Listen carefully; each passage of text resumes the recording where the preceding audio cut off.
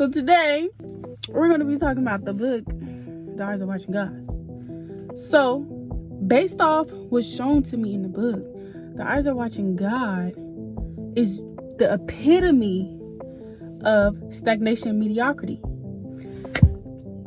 So, before we get into it, I have to introduce you to our main character, Jamie. So, this book was written by Zora Neale Hurston, published in 1937. So, that should give you some insight of when the story took place. So, Janie, she lived with her grandma. She lived in a white town with her grandmother and all her quote-unquote siblings. They lived in the back of a white family's home, and she would always get like hand-me-down and everything from the family, and they really took care of them, you know, helped them out and let them live there. So Janie, she's a really naive character. So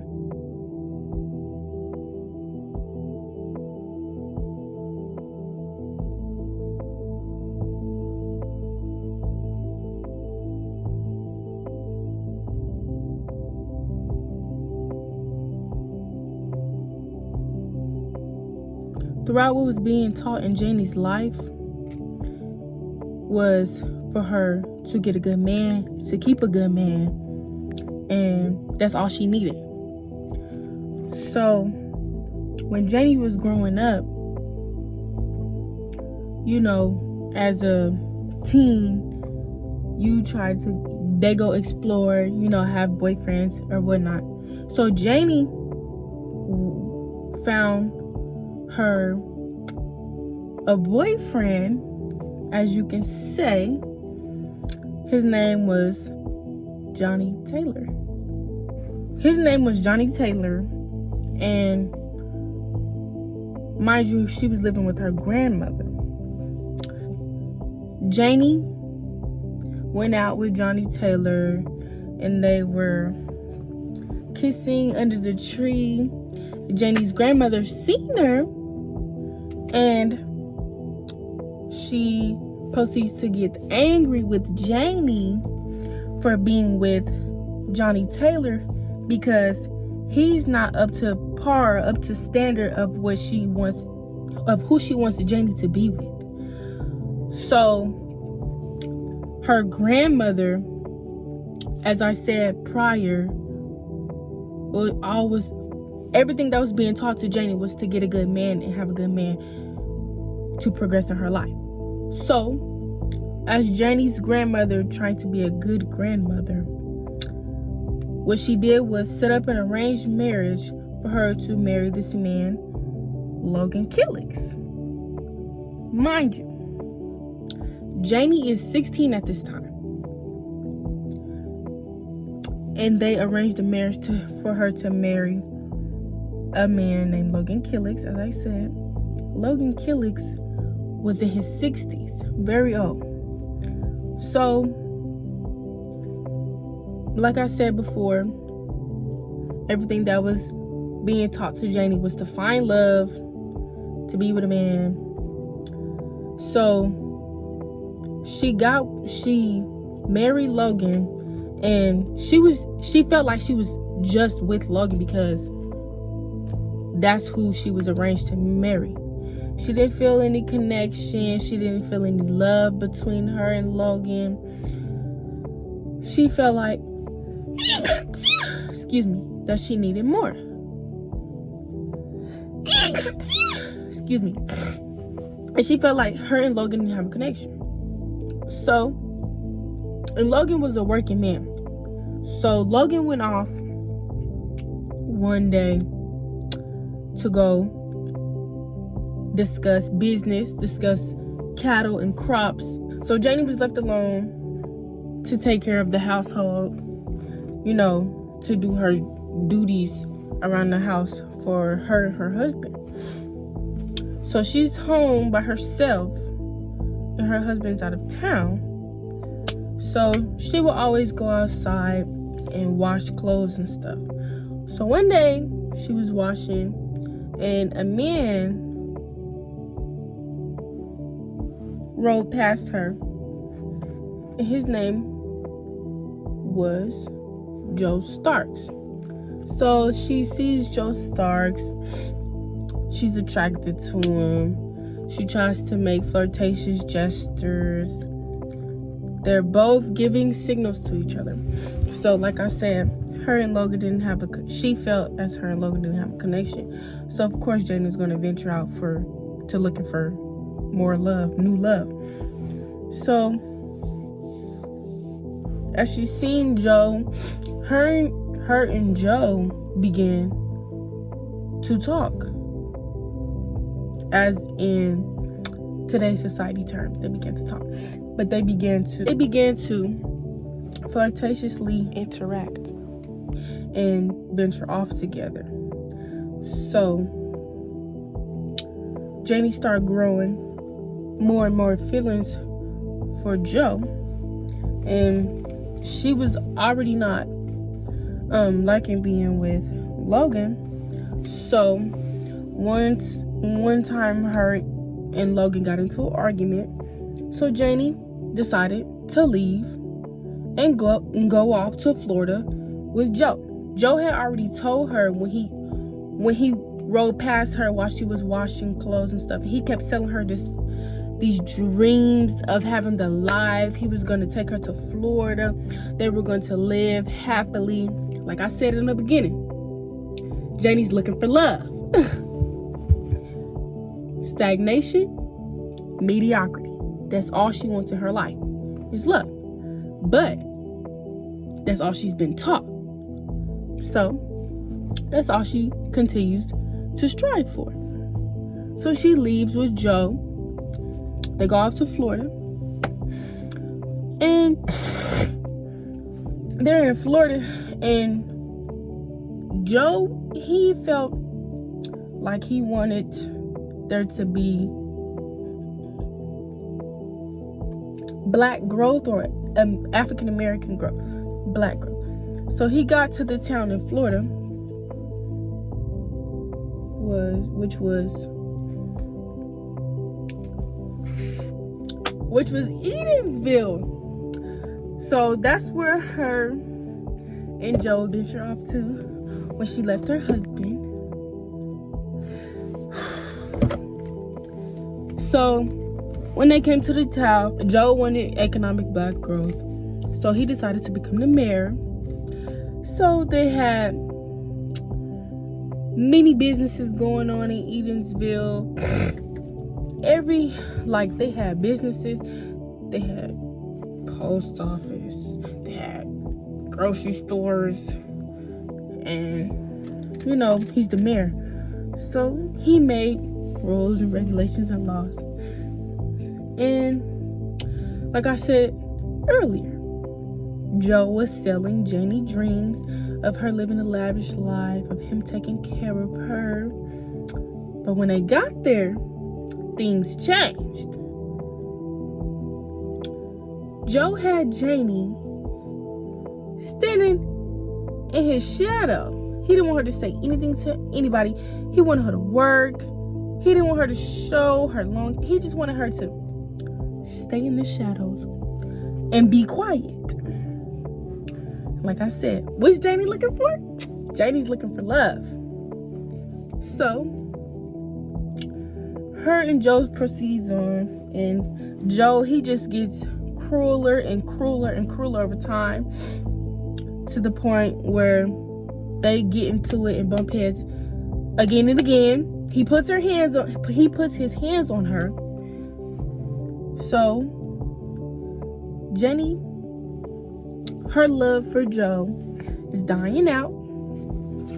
So then Joe ends up dying, and Jenny, from everything she's been with Joe, she rich now. She's very rich now. Okay, she's rich. So Joe is dead. Janie's still running her businesses. All she thinking about is the next man to be with. So there was this gang going on that everybody was going to, and she was at the store alone by herself, and this man walked in. They were flirting, talking together. She really liked him. He really liked her. He kept coming back. His name is Tea Cake. Okay? His name is Tea Cake. Okay. Janie's looking for what? She's looking for love. Okay. So, her and Tea Cake, they continue to talk to each other. They go on dates. Tea Cake, he teaches her things that she's never been taught before. He teaches her how to play checkers. He teaches her how to shoot a gun.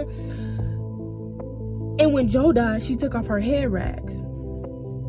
Because, remember I said Joe was forcing her to cover up her hair. He wanted her to be in his shadow. So she took off her head rags because she felt freedom after Joe died. So, she was with Tea Cake. She started feeling herself again. Take off her hair rags. She started feeling pretty again. Then she became to love Joe. I mean, not Joe. Tea Cake. Her and Tea Cake fell in love. And in this story, in Tea Cake and Janie's relationship, I feel like, in Tea Cake and Janie's relationship, there were true feelings from both parties. And like I said, Janie's looking for love. That's her only main focus in life. Stagnation and mediocrity. LOVE. That's all she's looking for in her life. So, Tea Cake and Janie ends up moving to Jacksonville, to the Everglades. And that's when their relationship began stronger. They moved to the Everglades and got married. And she left everybody in Edensville. She left her home in Edensville. She moved to Jacksonville with Tea Cake, who she felt love from. Actually love. So her and Tea Cake, their relationship, they both had some type of love and feelings and attraction for each other. So they continue with their relationship. And in the beginning, Tea Cake was a little sketchy. He was a little sketch. Tea Cake, he's a gambler. Jenny had $200 and he stole it. He said he went to the store. He didn't come back till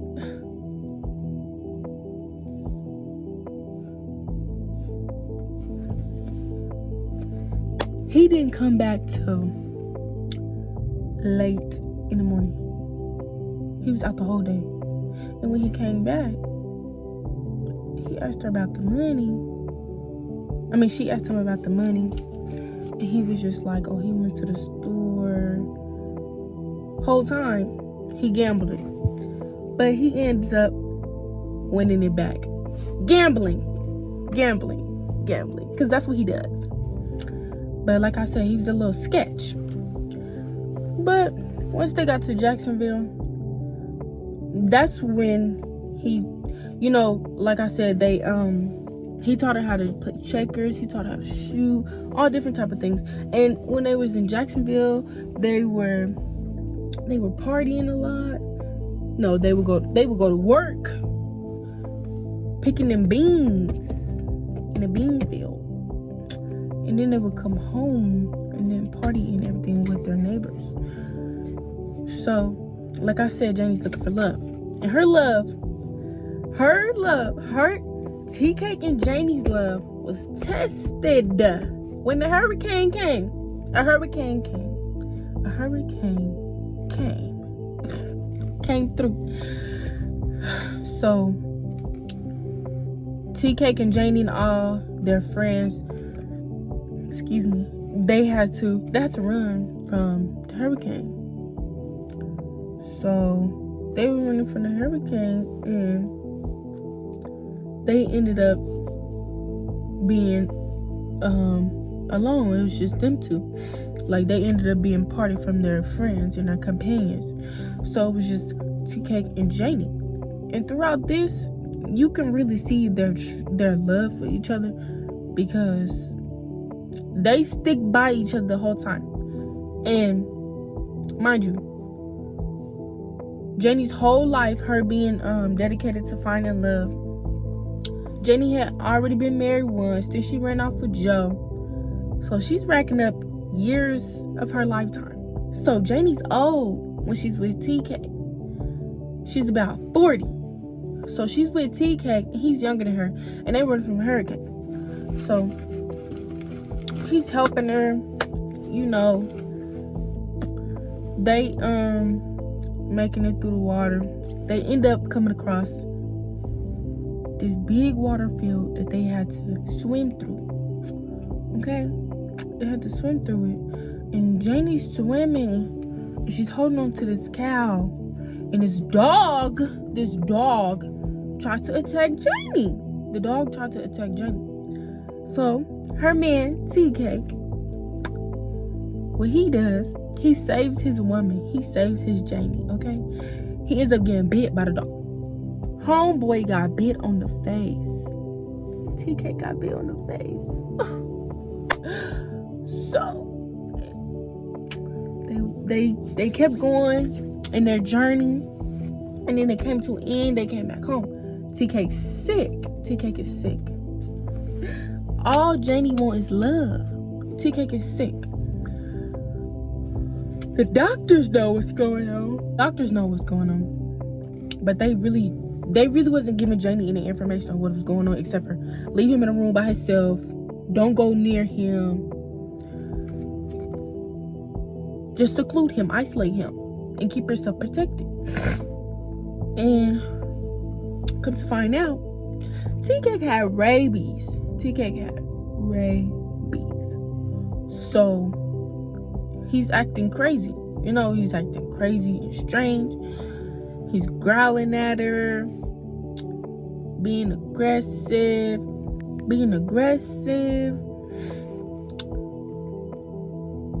So then Janie ends up having to kill T-Cake, her only real true love. And like I said, all Janie wanted in her life was love. And the more of this story that I could give to you, the more that I got from the story was actually to follow what you want and not what's been taught to you. Follow your aspirations and dreams. Actually, bump that. Love is not everything. Being with somebody is not everything. It's okay. It's gonna come with it. But being in love with somebody and being with somebody is not everything. This book was really good, and I recommend it to everybody. Everybody in the whole world. Everybody in this whole world should read this book. It's great. Some parts is kind of weird, but I like the book. 10 out of 10. 10 out of 10, I do recommend. Thank you for listening.